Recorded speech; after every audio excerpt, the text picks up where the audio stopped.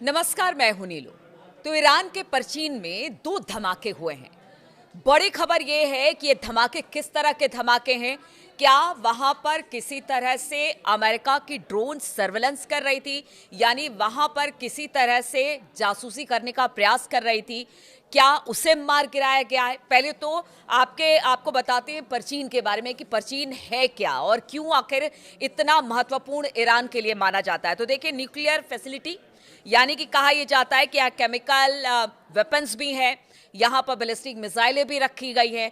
यहाँ तक कि वेस्ट ये भी कहता है कि हो सकता है कि यहाँ पर न्यूक्लियर टेस्टिंग भी अंडरग्राउंड तरीके से की जाती है। इसलिए बड़ा रहस्यमय है ईरान के लिए और वेस्ट के लिए भी कि यहाँ आखिर होता क्या है। लेकिन जब दो धमाके यहाँ पर हुए हैं, उसके बाद से बताया जा रहा है कि क्या ये युद्ध की पहली आहट है।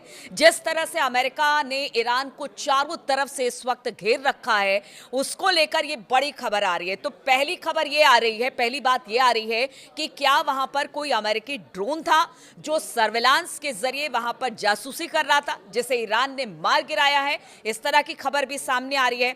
इसके बाद यह भी कहा जा रहा है कि हो सकता है यहां पर कोई न्यूक्लियर टेस्टिंग की गई हो। इस तरह की बात भी सामने आ रही है। तो ये कयास लगाए जा रहे हैं कि अब ईरान भी पूरी तरह से तैयार है और जो एक पूरी तरह से ईरान को घेरने की अमेरिका ने जो कोशिश की है, अलग अलग जगहों पर डिप्लॉयमेंट ईरान के आसपास किया गया है, उसे अब किसी तरह से बख्शा नहीं जाएगा। यानी ईरान पूरी तरह से तैयार है।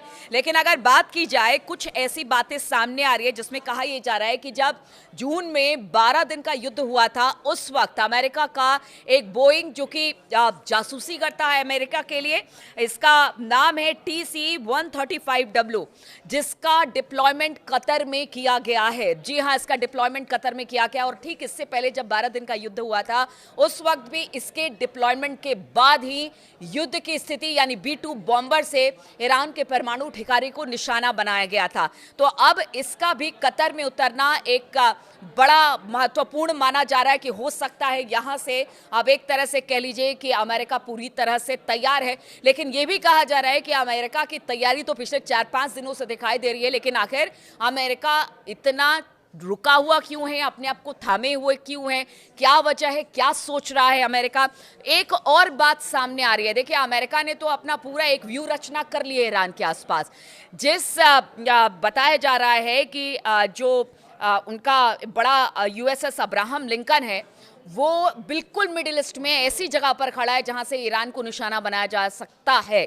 लेकिन अब ईरान ने इसका तोड़ भी निकाल लिया है। ईरान ने कुछ ऐसे बोट्स बनाए हैं, अनमैन्ड बोट्स, जिसको कहा जा रहा है सुसाइडर बोट भी इसे कहा जा रहा है। जिस तरह से सुसाइडर बॉम्ब होता है, उसी तरह से सुसाइडर बोट है। 300 इसकी बताया जा रहा है कि करीब 300 ऐसे सुसाइडर बोट्स हैं जो कि बिल्कुल जो USS अब्राहम लिंकन है उसके कुछ दूरी पर ही खड़ी है। क्या अब ऐसा कहा जा रहा है, एक्सपर्ट मान रहे हैं कि जो ये सुसाइडर बोट्स है उनको अब्राहम लिंकन के लिए ही लगाया गया है। देखिए, पूरी तरह से तो अब्राहम लिंकन को खत्म नहीं किया जा सकता है, लेकिन बड़ा नुकसान ये सुसाइडर बोट्स कर सकते हैं अब्राहम लिंकन को। इसलिए कुछ दूरी पर ही से तैनात किया गया और इसकी तादाद आप देखिए 300 बताई जा रही है। हालांकि पहले ये कहा जा रहा था कि अमेरिका भी ये कह रहा था कि पता नहीं इनके पास कुछ इस तरह के बोट्स हैं, या पहले कयास लगा जा है कि नहीं है। अगर इस तरह से है तो फिर इसको लेकर उन्होंने अपनी चिंता जाहिर की थी। तो ये सब कुछ बातें हैं जिसको लेकर इस वक्त अमेरिका चुप है। दूसरी तरफ एक और खबर आ रही है कि जो चीन के कुछ लड़ाकू विमान है, पिछले कुछ दिनों में हमने देखा कि किस तरह से चीन बिल्कुल ईरान के साथ खड़ा है, अमेरिका को चुनौती दे रहा है। और कहा यह जा रहा है कि जब उसके विमान ईरान के पीछे खड़े हैं तो ये वैसे विमान हैं जो कि अमेरिका के अंदर तक घुसकर वार कर सकते हैं। उनकी मिसाइलें हैं जो कि ईरान को प्रोवाइड की जा रही है। तो एक तो देखिए आप, अब्राहम लिंकन को निशाना बनाने के लिए वहां पर 300 बोट खड़े हैं जो कि अनमैन्ड हैं, उसमें कोई भी नहीं है। वो जाएगा, टकराएगा और उससे भारी नुकसान होगा अब्राहम लिंकन को। ऐसे 300 बोट हैं। दूसरा बताया जा रहा है कि जो 2 धमाके हुए हैं परचीन में, वो भी एक बड़ी बात है, कि ये दो धमाके क्या वाकई जो अमेरिका के ड्रोन हैं उनको मार गिराया गया है? क्योंकि देखिए जो ऑर्बिटल ड्रोन इसे कहा जाता है, जो कि सिर्फ निगरानी करते हैं, जासूसी करते हैं, और जिस बात का जिक्र हम कर रहे थे कि 500 से ज़्यादा फाइटर प्लेन इस वक्त अमेरिका के हैं, और अब तो अमेरिका ने कतर में बोइंग सर्विलेंस विमान यानी कि TC-135W को भी उतार दिया है। लेकिन सबसे बड़ी बात यह है कि अभी भी अमेरिका रुका हुआ है, थमा हुआ है, क्योंकि ईरान ने जिस तरह की चुनौती उसके सामने रखी है और चाइना का उसका साथ में आना, कह सकते हैं कि अमेरिका को भी लग रहा था कि हमला कर दिया जाए, क्योंकि बार बार अमेरिका ये कह रहा है कि हमें ईरान को डैमेज नहीं करना है, ईरान में नुकसान नहीं पहुंचाना है, सत्ता परिवर्तन करना है। इसलिए खामनेई के एग्जैक्ट लोकेशन की तलाश की जा रही है कि खामनेई है कहाँ। उनका ट्रंप का कहना है या अमेरिका का कहना है कि अगर खामनेई को सत्ता से हटा दिया जाएगा तो वहां पर स्थिति कुछ और होगी। इसीलिए लगातार अब वेट किया जा रहा है अमेरिका की तरफ से, लेकिन इधर ईरान की तैयारी भी पूरी है। चीन उसके साथ खड़ा है, रूस उसके साथ खड़ा है, उसके अनमैन बोर्ड हैं, इसके अलावा मिसाइलें हैं, सुपरसोनिक मिसाइलें हैं, तमाम चीजें जिसको लेकर अब अमेरिका सदमे में है कि क्या किया जाए। लेकिन क्या यहां से पीछे ट्रंप हटेंगे? सबसे बड़ा सवाल यह है। अगर पीछे यहां से हटते हैं तो भारी फजीयत